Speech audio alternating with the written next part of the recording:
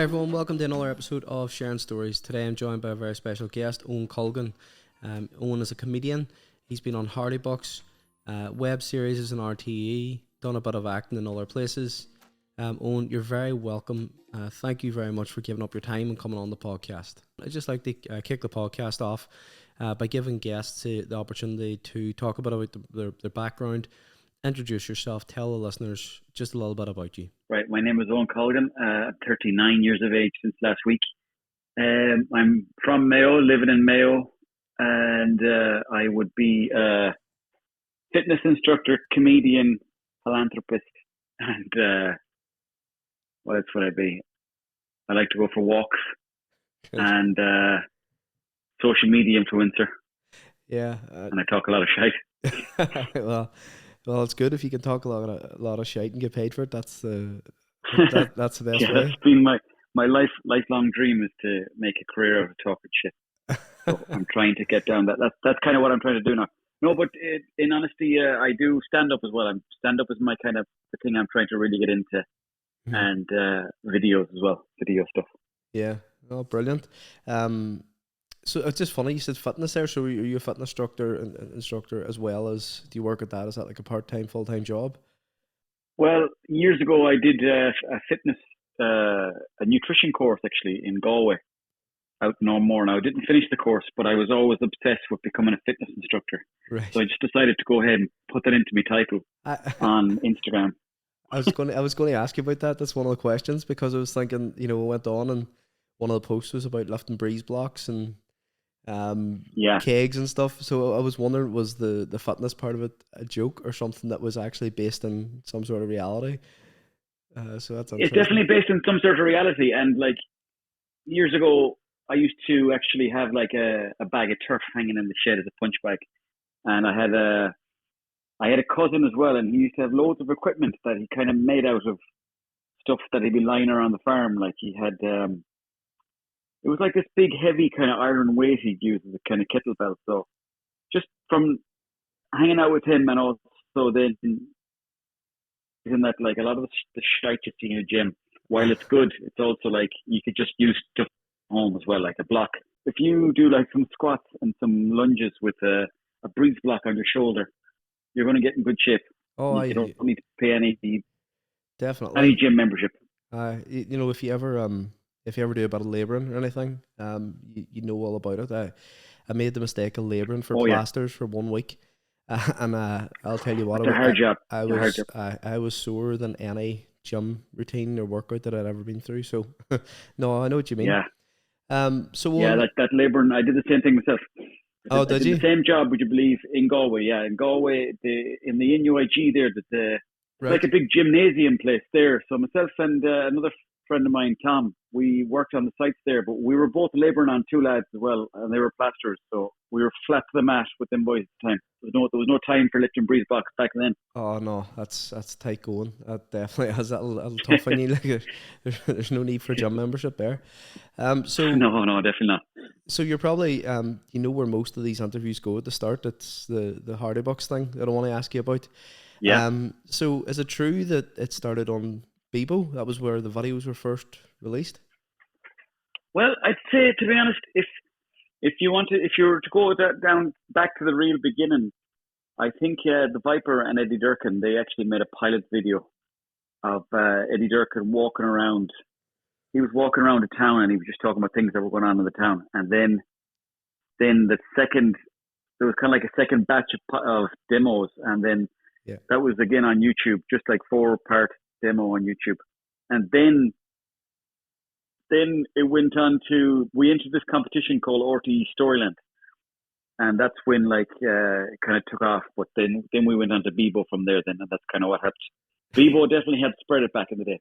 Bebo was great back in the day. I remember the debate between Bebo and Facebook, and it was I think at the time I was kind of starting to go to uni or something, and basically Bebo was big here in Ireland, and then you went across the water, and Facebook was all the rage. No, but that's it. Yeah, for some reason it took off. It took off in Ireland for some reason, Bebo, and it wasn't as big in other countries. Yeah, so what age are you? I'm 35. So a few years younger than Okay. you, but I more or less of the same generation with Bebo and all that kind of stuff. Like, so Yeah, exactly. remember it fondly. Yes, you're a '90s. Yeah, you're a '90s kind of man. So Yeah, definitely. So it's funny because Hardy Box was like, for me anyway, it was like the first real viral video that I remember. That, and I don't know if you've watched, Colin Geddes, the comedian. yeah, Uh, I've seen his stuff. Yeah, yeah. The he Barry the Blender, is it? Barry the Blender. It was like, for me, like, it was before I fully understood the concept of like what viral was. They were the Yeah. two big videos, and I'm not sure if they were exactly at the same time, but they're the two that really stand out to me as being. Um, it was like I was studying a media course at the time, so it was stuff that was really inspirational. That you're going, oh, look at these lads are just making content and having fun, and um, that was class. Did you have any idea of like the kind of the nature of going viral, or was it just something like you were doing for a bit of fun? To be honest, it wasn't on my radar. It wasn't on most of the lads' radar at all. It was only really on the radar of Eddie Durkin and the Viper in terms of like them boys were thinking about making videos and putting it out to an audience. Where there's like they were kind of like understanding how to like make the videos and how to make them funny and all that stuff. Whereas we were just talking rubbish on camera. Like we weren't really thinking anywhere further than that. We were just trying to make each other laugh. So the idea of trying to make something viral back in them days, just like you said there, it wasn't even a concept that I was familiar with. I was like, I know like some videos are popular, but the idea of going viral, it just never really kind of, never really was an idea in any of our heads, at that point. So Yeah. just by luck, really, it's a big thing now to go viral, isn't it? Like, but That's what I mean. Like it's you, maybe not as big now as it used to be. I suppose with TikTok and short form content and stuff, it's a bit easier. But at the same time, it's you achieved it before it was. In terms of what I'm saying, like obviously there was like things from America and stuff that you would have seen, but in terms of coming from Ireland or Northern Ireland or something, that was them two kind of videos that really took off It for was, me. yeah. That And we were everybody lucky. was talking about it. Yeah, yeah, and we were lucky too because there wasn't so much content on the internet like you get now. Like you could be looking at like shorts or on TikTok or Yeah, YouTube, and they could have 100,000 likes and like 50,000 comments, or maybe not 50,000, but 5,000-6,000 comments, and like then it's forgotten about the following day. Whether I think we got in there at a good time before there was so much stuff going on, so that like we kind of stood out a bit more in that way. Like so, yeah, I think that worked in our favor that we were on the kind of internet buzz early. yeah, definitely.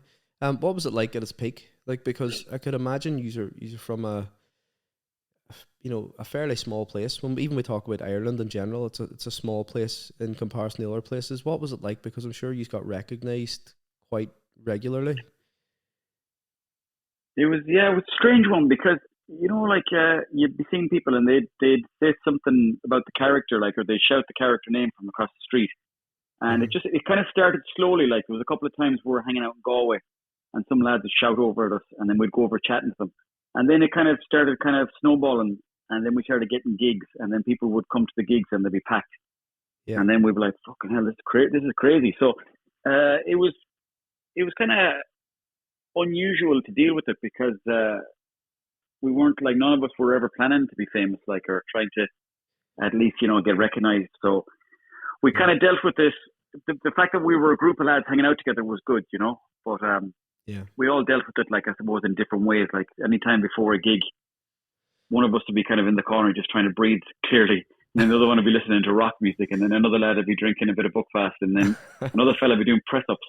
So like we all had like different methods to deal with it, like, but Yeah. it was definitely and still is kind of strange, for that to be a thing, like, but it was good that you could do it with a group of lads too. I don't know what I like to do that on my own. It could be a lot of work I to would kind of I would say so. to deal with the pressure. Definitely. And then when I think back, like when I was younger, I think that it's actually quite good that there wasn't phones and social media about, because you got to be young and make mistakes, and like Exactly. like Yeah, when I think of the stuff that I made around the time of like Hardy Box was out, at college, and I think, geez, would I mm. want anybody seeing it now? So I suppose I suppose that's another thing where you stuck your neck in the line and put it out there, which is brave in itself. You come in for a bit of stick for that too. So it'd be very difficult, You do, I would definitely, imagine. Yeah, there was, well, you know what, actually, now that you say it, there was, like, obviously, I would say, thank God, like, most of it, 90% or maybe 85% of the stuff was good, like, but there was a few times where, like, you'd see comments on Twitter where people were like, Hardy Books is shit, and then someone might say something specifically about you, like your character or whatever, Yeah. or like, you know, how you look, and, you know, the first few times reading them, I was like, oh Christ, this is bad shit, man. People have, like, they can say whatever they want about you, you know, and, like, they can have this opinion about you, and, like, it could ruin your day or even your week, but you kind of grow as well. Yeah. Like, the good thing is, it teaches you that not everyone is obviously going to like you in life anyway, so it kind of teaches you that quickly. Yeah. And it's kind of sore at the beginning, but once you kind of figure that out, then you're like, all right, well, actually, at the end of the day, if you're just making content, there's nothing wrong with that. Like, and if you're just trying to make people entertain people, like, you're coming from a good place, so you should be allowed to, you know. I know nowadays people maybe overshare and stuff, but at the same time, even if you put up, it's no harm to put up a few bad videos either. Like, you know, as long as you're, that's it. Yeah. I suppose, trying to entertain people and you're progressing. Like it's not that he's right doing anybody any harm. It was just filming a few videos, a few bits, and having fun with it. Like, so, Exactly. it's probably why it's. That's it, yeah. It's probably why it stood the test of time as well. That it was done in the right humor as well, which is fair.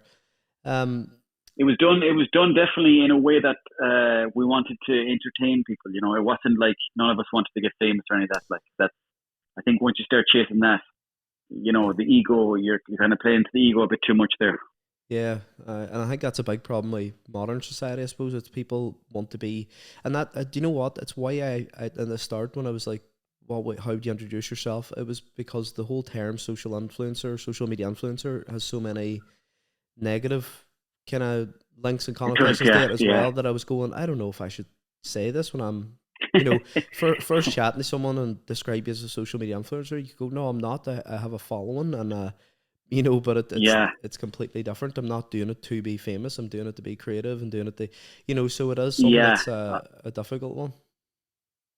It is definitely, yeah. And social media influencer, it sounds so bad, doesn't it? Like, you know, when there's people out there saving lives and at war and stuff like that, and you're like, I'm a social media influencer. It just, it kind of really put me off it a bit, actually, like social media, you know, that idea of being a social media influencer. And I know, like, you know, you could in some ways describe me as one because I do content like for companies sometimes, like, but it's not really the path I want to go down, you know. You have to obviously pay the bills, but definitely. I kind of rather, yeah. I mean, there's nothing wrong with it either. Like, Jesus, it's better than, I suppose, in a way, like, if you can do it and you don't have to be out in the field breaking your back, then fair play to you, like, but it's not really where I see my future. Yeah, exactly. Like, you know, it might be better than laboring on two hardy bastards. No, exactly. Like, it could be a lot worse. Like, I suppose it's like everything in life. There's positives and negatives, and it's just you have to deal with them as best you can.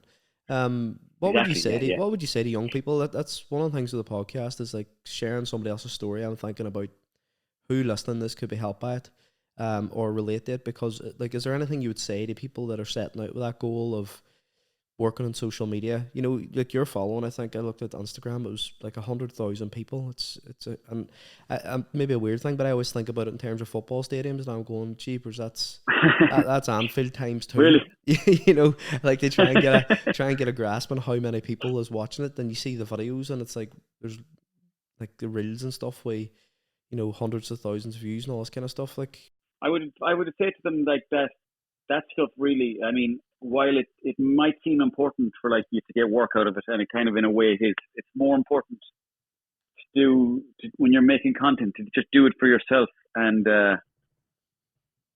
kind of like believe in yourself, because, you know, even if your first 10, 20, 30 videos are crap, that doesn't mean, like, you know, if you keep doing it, you're going to get better naturally. You know, you're going to evolve. Your ideas are going to hopefully evolve, and then you're going to get better. So and you don't necessarily need to upload everything either. Like, you can kind of always finish a video like you're going to upload it, but you don't necessarily have to upload it. But the main thing is, I know it sounds like daft, but don't do it for the fame, and don't kind of try to keep your try to keep the ego in check and all that stuff. And it's easier said than done. Like, especially if you're getting numbers and people are telling you like, oh, Jesus, this, that, and the other. Like, but it's at the end of the day, like, all you're doing really is creating content, like, and videos and stuff like that. And I suppose, what advice would I give to people? I mean, I don't think I would be in a position to give advice, but if I had to give some, I would say just try to entertain yourself first and foremost, and then, do it in a humble way. And I'm sure that indirectly people will come and they'll appreciate I suppose they'll appreciate your work. Yeah. I don't even know what I'm talking about. I know, I get it. Like, it's Do like, you know what I mean? yeah, no, I do get it. It's like there's so many different we kind of I wouldn't say niches, but you know what I mean. There's something out there for everybody. Do you know, when you go Yeah, on social media, it's just like it always seems like everyone is talking about how good they're doing, and it's almost like they're showing off how successful they are all the time, and I don't know, it doesn't really rub me the right way. I think you're better off to try to kind of not take yourself too seriously either when you're doing it. I think that's one of the big negatives of social media. It's like everybody is putting out their best life, and it's I think in a lot of cases it just makes other people feel worse about themselves, and about, you go on there and you see somebody that's absolutely smashing their diet and their fitness plan, and you kind of look at yourself and go, oh well, I could be fitter. Or someone who's out there driving a fancy car, you're going, well, so I get that point of it too. But if you're making stuff for the right reasons and you're enjoying it and you're doing it for something that you're into, that's probably the best way to go. There's a couple of good wee documentaries and stuff on that on Netflix. It's like you send them on to me. I'll send you links, but it's like the social experiment and the great hack. It's all about how social media influences people. I'll get the names. I'll pass them on to you anyway. But you watching anything good yourself at the minute? Any good shows or anything? I watched a Swedish movie there recently about. It's about these two good-looking people, and then they go on a boat and different things like that, and then it kind of turns on its head completely. But geez, I don't remember the name of the movie at all, so I don't even know why I brought it up now. But I was watching that. There's a funny lad on YouTube called Nathan Fielder. He's called Nathan for You. He's got this TV show on YouTube, right? And I was watching a bit of that there recently. That's really good. He's like this weird Canadian dude who he comes up with crazy ways to make your business successful. Like, there was one thing where he goes into like businesses and he tries to help them with their business. So he went into an ice cream shop, and they don't really know that he's a piss taker, but he was in there and he's like, we're going to make your business successful by bringing out a very unique flavor of ice cream. And the guy was like, right. And he goes, it's going to be poo flavor, or look like poo. And the guy was like, he didn't realize it was a comedy show. So he's like, what the hell? That sounds terrible. But he went along with it in the finish. So your man has outlandish ideas altogether, and that's maybe the most gruesome of them. But that's what I was watching recently, and that was fairly good. Yeah. I can't think of anything else I've been watching, really. Just the regular kind of. You know what? I must get around. I watched a bit of Derry Girls actually, but I haven't really watched more than 2 episodes, I think. Are you into that? Well, I've watched the first 2 seasons. It's one of the things I've been meaning to get round to, but I'd be one of the people with a list as long as your arm of things that I want to watch. So it's it's good. Yeah. And you know what? It's good for the study, and it's like there's murals on the side of like pubs and stuff, and it brings tourism in, and that helps the study, and that's amazing. So there's no negatives. Yeah, definitely. And then there's a lot of like local opportunities that have come from it in terms of like media industries. A podcast that recently was with Yvonne King from the Nerve Centre, and she was kind of talking. She runs, I don't know if you're aware of it, like Foil Film Festival and stuff. It's so a lot of the people that worked on that went out and got opportunities, and students from the tech or the college have worked on Derry Girls and stuff. So it's been really positive for the city in terms of that as well. Yeah. And are you doing a media course? What was the course you said you were doing? Yeah, no, I was studying a media course. I'm actually now teaching a media course, which is which is partly why I'm kind of doing the podcast. I teach sound and stuff on the media course, and just always wanted to do it. Always wanted to learn more about it, and experiment with the right audio equipment and all that kind of stuff. So that kind of led me to doing this kind of stuff. So it's just kind of what you're saying, doing something for the right reason. You want to learn or you want to grow, or and that's how the whole Yeah, idea came about. So, uh, so um, brilliant. Yeah, yeah. so I was at your stand up show in the Kosh there recently on Friday. Um, went down quite well. How did you find it? Yeah, I thought it was good actually. And the Kosh, I enjoyed it, but I'm still trying to figure out the stand up game, because I feel like I'm still learning the craft as I go along, and it's one of those things that it could take 10 to 20 years to kind of master. But what Yeah, I want to do is I want to kind of get to a point where I'm actually myself up on stage as opposed to playing a character. So I'm trying to weave in new stories and this, that, and the other as I'm doing the stand up. So it's taken me a while, but I'm kind of getting. I'm always learning something after every gig, And yeah. in terms of stand up career, I think I have another good 20 years in me anyway. So I think by the time I'd say in around 5 years' time, I'm hoping I'm hoping that I'll be able to crack America. Oh, But very good. no, Oh, it's good. I enjoy the stand up because it's live, and there's an audience there. But yeah. um, Do you, I'm still learning everything about it. yeah. Do you think one of the things I noticed about the gigs, I really enjoyed it first of all, but do you see when you're talking about the character, there was it seemed to me like 95% of the crowd got that it was Owen Colgan, and we were here to see a stand up routine. But there was a small portion Yeah, of the crowd that was there for buzz. When there they like, and I could just hear like it was very very few people, but like shouting Hardy Box lines at you, expecting to get yeah. that as part of your routine. Is that difficult and challenging for you because you're trying to, as you're saying, you're learning, you're trying to establish yourself, you're trying to grow as a comedian. Um, is the whole Hardy Box thing a positive or negative, about it both? Like, how do you feel about it in terms of like linking it to stand up? With the stand up, it's a strange one because I can understand people wanting to hear me talk, like kind of in the Buzz character, and a lot of the Buzz character is inside of me anyway.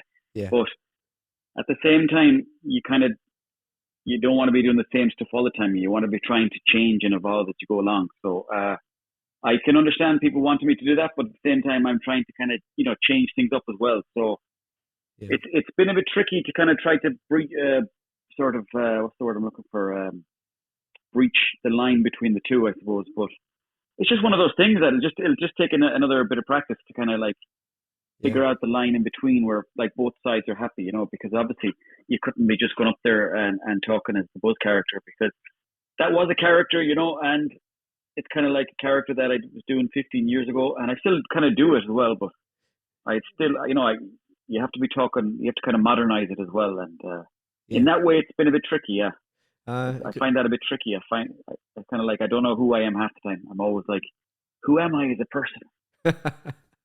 Deep thought before any stand up show. uh, Exactly. Yeah, but but I the, just need to, the thing about me is I need to, if I can just keep my head clear before the gigs and like maybe be a bit more strict with what time I'm going on and like all that kind of stuff, and just treat it 100% professionally, then I think I can kind of bring myself up to the next level. Because yeah, I'm always writing stuff and I'm always going over stuff here in the house, and I'm always like talking out loud and practicing my lines and stuff like that. But I yeah. still feel like I haven't found my freedom up on stage. Like just being able to flow with the chat. Are you saying you feel a wee bit uncomfortable, like when you're on the stage? Is it still not Yeah, I completely? definitely do. Yeah, I definitely feel uncomfortable. Yeah, it's not like if for example I'm up on stage for an hour, I would say probably 45 minutes of that I feel uncomfortable, Jeepers, well, that which that is that must be a it's a hard long. process for you. You Well, know, it's again like it's hard, but it's also like there's plenty of other jobs out there that are so much harder. Like so, at the same time, once I start feeling sorry for myself, I say to myself, no, no, relax there. Like you're not like out saving lives or anything like that. So but no, it's just one of those things where like I just realized that I have to, in order for me to get good at stand up, I have to look after me. I have to kind of meditate, kind of do the deep breathing. I have to make sure I've done the work beforehand, and it's all these different things, and also like not be drinking before the gigs and all that different stuff. So it's like if I keep all those things in a row, I normally do good at the gigs, and sometimes I slip with them, and that's something I need to. That's something I'm trying to get through. I'm trying to not rely on drink or like not rely on drink, I suppose, yeah, to kind of get me through it. Well, I and, suppose. and enjoy it, because you'd be backstage with like other comedians, and they'd be all there chatting away, having the crack, and I'd be in the corner going, "What the fuck am I doing here? I need to get out of here quick."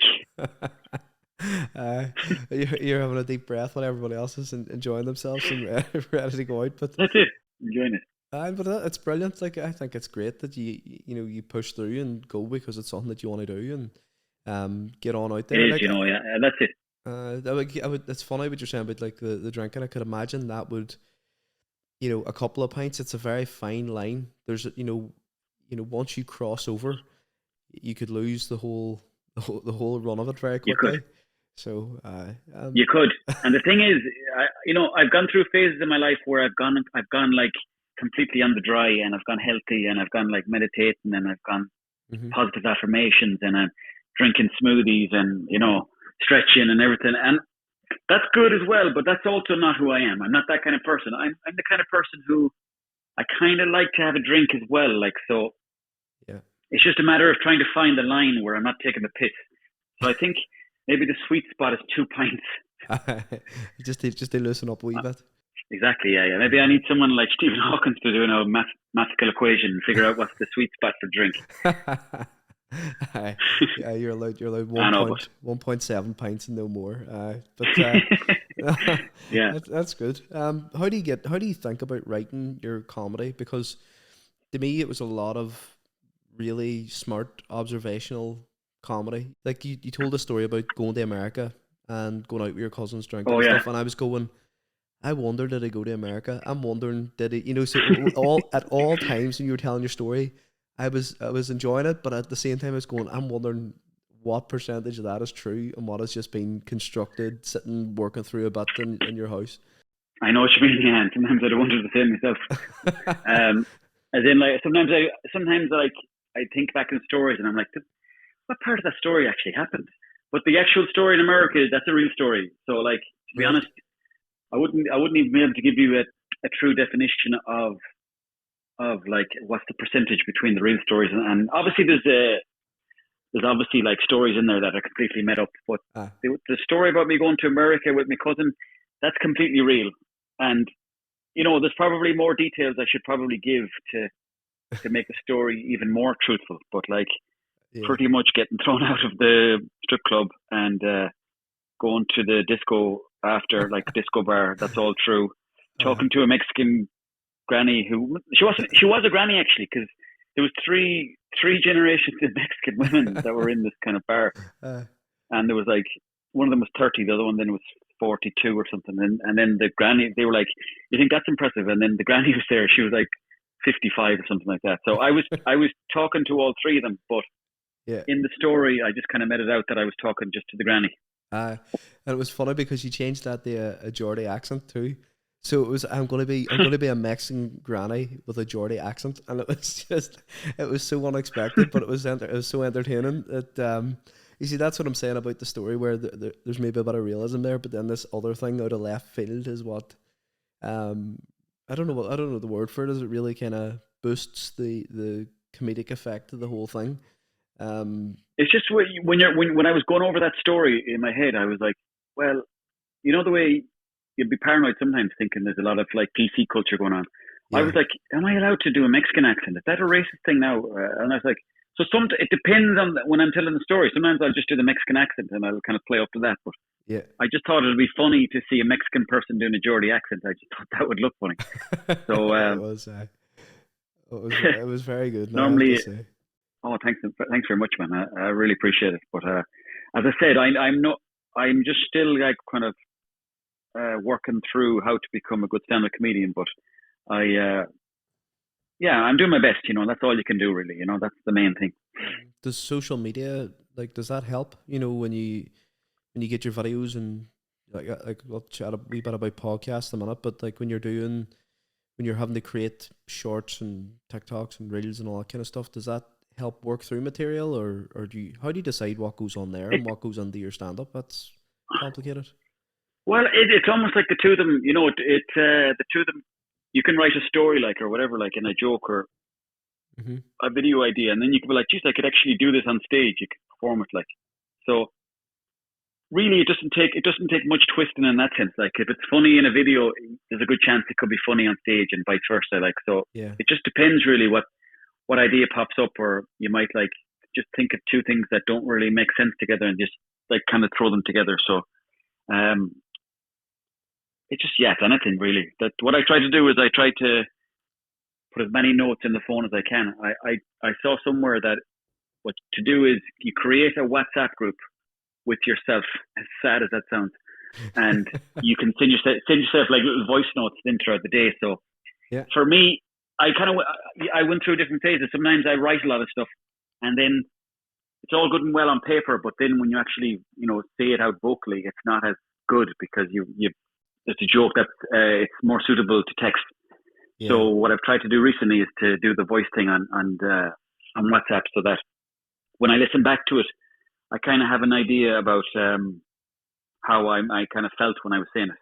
That must be very difficult testing untried jokes and stuff as well in a live arena. I suppose that's a big difference from, if you record a bit for Instagram and it doesn't work, or you've recorded, you spent an hour putting the whole thing together and it's not right, you can easily turn around and say, look, I'll scrap that, or I'll come back to it at a later date. But when you're on stage and there's 200 people sitting looking at you, it must be a very different experience.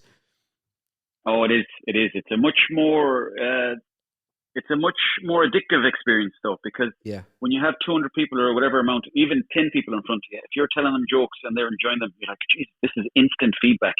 And it's you can kind of talk about anything nearly in stand-up. Whether it's social media, it's a bit more restricted now with all the PC stuff, and also you do get to it's just a different beast. You kind of get to do more takes, but you're definitely become a sharper comedian, I think, if you just do stand-up. I think stand-up for me, I don't know if I truly believe this, but I think I do. But I think stand-up is the hardest kind of form of comedy because you kind of have nowhere to hide. You can't hide behind your edits. You can't hide behind anything really. Yeah. And you have to keep their attention, and that's one of the hardest things to do, especially nowadays with phones. So that's something I'm kind of obsessed with trying to get good at it. Like, but it is kind of hard to know. Like, you can go away like and write 20, 30 minutes of material. You think it's great, and then you wake up 3 or 4 days later and you're looking back at it and you're like, I actually don't know where any of the jokes are in this. So you can kind of get lost in the woods a small bit with all the jokes, and you definitely need people to bounce it off. You need the audience. The key ingredient to stand up is the audience. Like, that's the most important factor. Like, so even if it's only 2 or 3 people, or you're sharing it with a friend, you have to kind of get it out to an audience. So I just kind of fell into the stand up by accident. So I didn't really know the rules of how to improve yourself as a comedian, but I've realized that, like, you need the audience no matter what. That's the most important thing. So getting up on stage as a stand-up comedian is the most important thing. But I live in Mayo, so there's not many venues around. So I just have to be in the middle of the field talking to myself and then hope for the best in when I turn up somewhere. But like, I suppose going about and doing the gigs, like that's your chance to develop your craft and stuff. It is, like, yeah.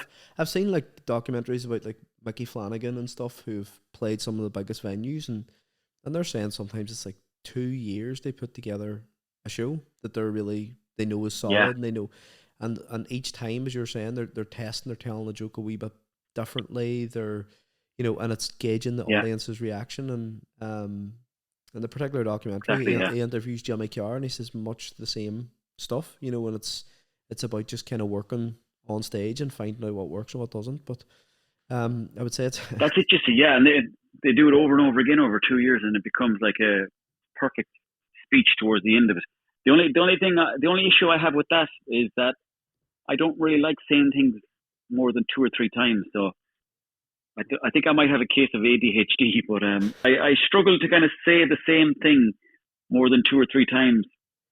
For some reason, once I say it a few times, I kind of lose the love of it. So I have to kind of constantly feel like I have to be changing it up a bit. So I'm kind of working on that too. I'm trying to keep it entertaining for myself, but also treat it like, you can kind of redraft stuff, and it's okay to say the same stories over and over. Yeah. And then is that what comes with the kind of reactiveness on stage? The whole night, I think you were the only comedian that says, "Do you want to hear about?" You give two options: alcohol and something else, and I think they went with a story about alcohol. And I just thought, "Jeepers, Oh yeah. that shows like that there's an element of like unscripted comedy there, and you're going. I don't. Oh yeah. Do you know what's coming next, or do you just kind of have a general outline and just go with it and see what's working and It what's not depends, working? it kind of depends on the place. Like I was in Dublin there a few weeks ago doing a gig, and I knew nearly word for word what I was going to say, and like there's always going to be a bit of improv, but Yeah, I definitely knew. I'd say 80 to 90% of what I was doing, and I did it like 80-90% as close to what I had planned. When I was up in Derry, because like I was getting on late on the stage, like, and it was kind of like a rowdy enough gig. So I just said, what I'll do is I'll just try to be in the moment and kind of flow with it, and then obviously stick to my stories and different things. But if there's something happening, I'll kind of try and go with that too. So yeah, I'm trying to find the balance of the two things. I'm trying to find the balance of being in the moment, because when you're hanging out with your mates and you're kind of cracking jokes with each other, and yeah. it's a good conversation, and there's an energy to the spontaneity of what you're saying as well. Yeah. So that's something that I don't want to lose with comedy. I want to be always enjoying it. So Yeah. again, just trying to figure out the perfect balance, because I know that Dylan Moran, like he has this thing where apparently he has like different stepping stones that he's going to talk about, and obviously he's probably going over it in his head all the time. He's performing all the time, and he's a genius. So, but I would love to be able to kind of do something where like I can kind of have just stepping stones, and in between it, then I'm kind of weaving the story together so that like it becomes like something that looks and feels natural, but it's also hopefully funny. Yeah, well, that's a very difficult balance, I would say, very hard to do. But no, fair play. As I say, the gig was really good, and Oh, like thanks a lot, man. I really appreciate it. Cheers. if you hadn't have said about if you hadn't have give the audience a choice, I wouldn't have thought it was as improvised as you were kind of chatting about it and All stuff, right. which is Okay. good. But that's I suppose that's no, but that's something that you clearly made it feel natural, so it was um exactly what you were going for there. I think it was achieved, so that's not so bad. You were doing Yeah. a bit of podcasting. I seen like there's 42 episodes on Apple, and then Yeah. am I right in saying it moved to Patreon as like a reward for subscription or something, or because was that like Do you know, intentional? Or? it was, it, it was during the pandemic, and everyone was like doing podcasts, and I was like, geez, I better get on this podcast train before it's gone without me. So Yeah, I started doing, the podcasts like around whatever year that was, and then did about 42, and then I was like, I just put them onto Patreon. Now I didn't put them behind a paywall. Like they're on Patreon, and you can listen to them without having to subscribe. But yeah, the option is there if you want to become a Patreon. So yeah, I just thought, like, just put them on Patreon. And I suppose I was doing the podcasts because everyone else was doing them, yeah. as opposed to me wanting to do them. So that's something I learned, is that like, because I don't do the podcast anymore. I've like kind of knocked it on the head. It's All just right. I don't really like feel like I have enough stuff to be talking about to be doing like a podcast every week. It's not really Yeah, something I've ever wanted to do. So I don't really want to chase a dream that I'm not really into. So yeah. I've kind of pulled back on that one a small bit, and maybe down the line I might start doing something in the podcast world again. But just for now, it's not really what I'm into. It's interesting that I had very similar reservations about doing a podcast. I unlike you, I like the idea of doing it. I was like, this is great. I want to do it. But I also kind of went, well, what am I going to talk about? So the whole Mm. idea is like relying on an interesting guest, because it's easy to sit for 30 minutes, 40 minutes, an hour, and have a conversation with somebody that's interesting, or somebody could find interesting.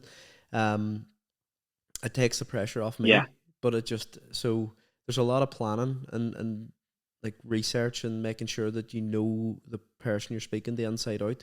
So there's a lot of like behind the yeah, scenes definitely. stuff that has to go into it. How did you find the process of it? Because a lot of yours were about 25 minutes, and some of you were sitting trying a beer and just having a chat to the mic. Was it very unscripted, or was there a bit more kind of work behind the scenes on it? It Or was it started off kind of like unscripted, and then like I started listening back to some of them, and I'm like thinking to myself, geez, I'm doing an awful lot of rambling here, and that's not really going anywhere. So then I started scripting some of them, and then it felt too scripted. And then I was kind of like playing between the two, and there was definitely like work going on there, because I had to come up with the stories, then record it, and then listen back to it. And listening back to it, Jesus Christ, your own voice, you know how that is. Like, That's you don't awful. really like. It's hard to listen to your own voice, so I'd be going through it then on a Sunday, going, Jesus, why do I keep repeating these words all the time, or saying this word all the time? So, there was definitely a bit of work going into it, and I just felt like what I was getting out of it wasn't really worth it. Not that I was putting in a huge amount of time, but there was maybe 5-6 hours going into it. Yeah. And I just didn't think what I was saying had any kind of like value, So I just again decided that I'd had enough of it, and I kept it going for like probably a year after I was sick of it.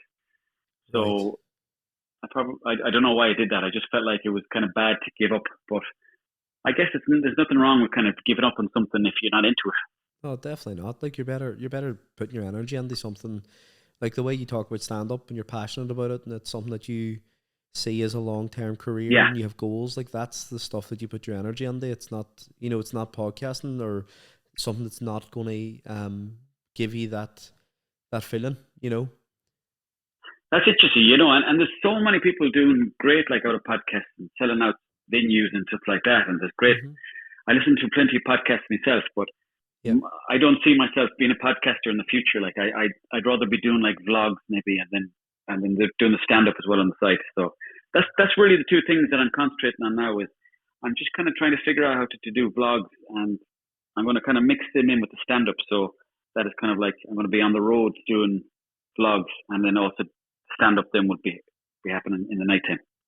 Well, if you ever That makes need sense. if you ever need any help with that kind of stuff, you can give me a shout. I'll go through equipment and all that kind of setup. Like that's the kind of Yeah, stuff we definitely. would do. Yeah, So yeah. No, yeah, if I could repay the favor of you giving up your time to come on and have a chat with me, I would definitely do that. Um, no problem, man. You'd have to come down to Mayo sometime as well. We'll go for a couple of pints. that sounds like a plan. I could get messy very quick. Um, so uh, so is that the future then? The last big question then, what's next for you? So you've done we like mini series as we RT around the fire. You've done ads for Paddy Power, which I loved, by the way. One of my favorite things you've done. You've done. I've seen the previous thing. You've aspirations to write a book. You've done some voiceover acting. Like, is it so? You're happy? You're set. Online content and stand up for the foreseeable future, or is there any wee other bits and pieces, any other projects that's coming up? There is. Well, actually, you know what? Now that you say it, actually, I have a few things that I'm working on. There's this thing I filmed last year with a friend of mine. It's called The Final Jab, and it's a karate movie that's set in Mayo. And we've just finished editing that one, and it's like a 5-minute trailer that almost makes no sense, but it kind of does make sense. And I'm going to be releasing that trailer now in the coming weeks. Class. So that's kind of like a martial art, even though there's not much martial arts in it, but it's like it's supposed to be a martial art movie from Mayo, and that was inspired by Fatal Deviation, and that's the best martial art movie you'll ever see. What do you call? What do So you that's call it? something I'm working on. Fatal Deviation. If you go on YouTube, there's one called Fatal Deviation. Fatal Kevin, Deviation. watch it tonight. You will not be disappointed, I will watch it. Yeah. and your listeners will all love that one because it's one of the most what's the word? Ironically funny movies you'll ever see. So that's what I'm working on with that, Kevin. And then I do have aspirations to write a book. Yeah, I love a bit of writing, and I'm always kind of writing ideas and short stories. And at the time, when you do something, you look back on it, you don't really think it's any good. But there's some stuff that I wrote that I didn't think was good. But then you give it another few weeks and a few months, and you look back and like, Jesus, I was actually onto something there. So Yeah. I'm kind of tipping away at writing this book at the moment. Yeah, and it's called The Funeral of My Dead Aunt, and it's kind of like a semi-real story about a funeral that I went to of my auntie that passed away. So I'm kind of trying to write it, and it's kind of real. There's a lot of real stuff going on in it, like, and it's also like talking about life in Mayo and stuff like that. So that's something that I'm working on at the moment. And I'm trying to make myself sound like I'm very busy now, but I'm not really. But there's a fella in Oma, and he's on about doing a movie called The Spin. It's about two lads that work in a music shop in Oma, and the rent price goes up, and they have to kind of figure that out. But your man is called Colin Broderick, and he had a movie up there called Bend in the River. He's on about getting me in to do a bit of filming. So I hopefully will be doing that now in the coming weeks. Cool. So that's something else I'm looking forward to. So yeah, just the acting really. I do like the acting, so I'm trying to get into that and then stand up. Excellent. What genre is your book? Like, that's just is it like a comedy thing, or is it like branching out into a completely different zone? Or? It's kind of like dark comedy, and it's a bit more. It's not as like. It's kind of like a dark comedy. Yeah, I would say like you could read it without.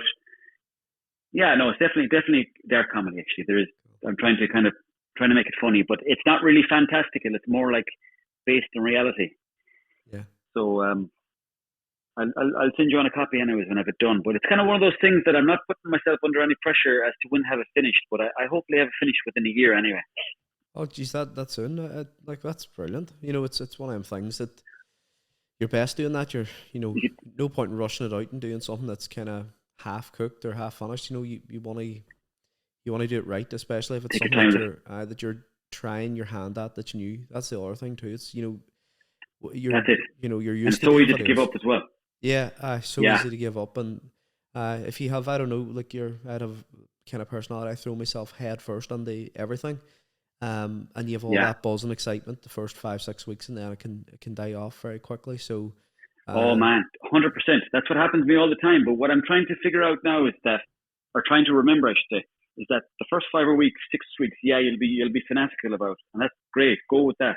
Yeah. And then, maybe you're going to lose the motivation for a couple of weeks. That's fine, just fine. Just don't worry about it. But then go back to it again, and then maybe have another 5 weeks of that inspiration. Just make sure you have it down somewhere, like maybe on a Google document, so that you can access it again down the line when maybe, and you'll see it with fresh eyes as well, which would be great. So it's really strange. Like I find the way I take on information is that like I would have notes on my phone. So if I'm reading a good book not a storybook, like something that would be, I suppose, factual or about the mind or how people think or whatever it is, like I would have to nearly sit and write and think about what the author's trying to say and what everything means in order to take the information in. But if I do that, I will burn out after 2 or 3 chapters. I'll not want to look at the thing again because of how I consume it. So I'm kind of like that way, like there's like, it's like, when you're watching TV shows and films, or there's some things that you can watch and you have to have your phone down. There's other things that can be on the background, and you can kind of take your time with it. Like I have the same process being creative and doing something as well as consuming media and understanding stuff. So it's interesting. It is, I wonder why that is. That's a good one, actually. I never thought of that before, but I suppose it's one of the things is probably which one you're more interested in. But I define that too. Sometimes I'm in a movie and I'm watching the whole thing straight through, and then other times I could be looking. I could be halfway through a movie and I wouldn't know which character is which. So it's just the attention Olympics. That's what I call it. That's what all these social media pages are after, and the advertisers, they're after our attention. That's it. But with all the scrolling now as well, you can kind of really mess with your own attention span. You can. That's what that documentary was saying about. It's all about the infinite scroll, and it's actually the people that created it are interviewed within the documentary, and they're talking about the psychological effects and all. And it's really, it's actually quite scary. It's something I'll send it on to you, but no. Anyway, look, Owen, that's brilliant. Look, I've taken up enough of your time as it is, so thanks. No worries, Kevin. Thanks for chatting to me. No, thanks for coming on the podcast. I really appreciate it, and there's loads there that was really interesting. I love how the conversation goes off and we different tangents that you can script and you can go, this is roughly the questions I want to ask, but then you're never quite sure of which way it's going to go. So I really enjoyed that, and I'm sure the people listening will have enjoyed it. Anytime. So thank you very much. No worries at all, man. No worries at all, Kevin. No hassle. And if you want to ever do it again in person, when I'm in Derry next time, hopefully I'll be able to have a bit more time, or If you're ever in Mayo, give us a shout. We can do something here. No worries. I will do. Definitely, I'll take you up on that. So the only thing left to say is thank you to all the listeners. I hope you've enjoyed the episode. If you have, please share, please subscribe, like our social media pages, and look out for the next episode, which will be coming shortly.